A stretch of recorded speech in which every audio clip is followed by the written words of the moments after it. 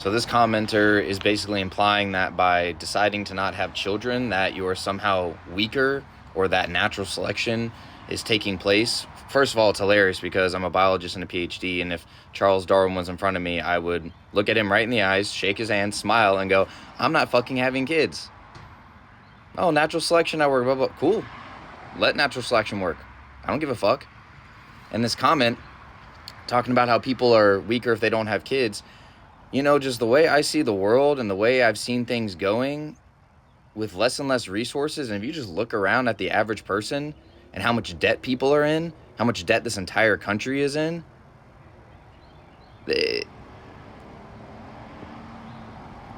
things that are likely to come, the amount of money and wealth that is concentrated in the hands of a few, resources that are likely going to dwindle as the population continues to increase, as world population continues to increase, and you think the natural selection winning strategy is having a bunch of kids that you have to feed and clothe and provide for? You think that's the winning strategy in this economy? Maybe. Other people could argue differently, and they could see it as, hey, kids are the winning strategy. In my opinion, I feel like I'm a pretty smart person. I've looked at this world. I've looked at people around me. I look at the averages. Obviously, there are exceptions, but I look at the averages of people with kids, without kids. I look at myself and I go, you know what? My life is easier. My life is better. I save more resources. I have less to provide for.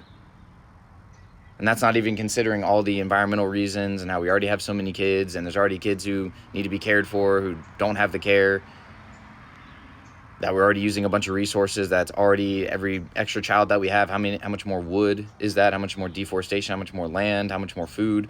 How much more carbon emissions? Everything else that goes into that. So, yeah, you can argue that having kids is the winning strategy, or that's natural selection at work.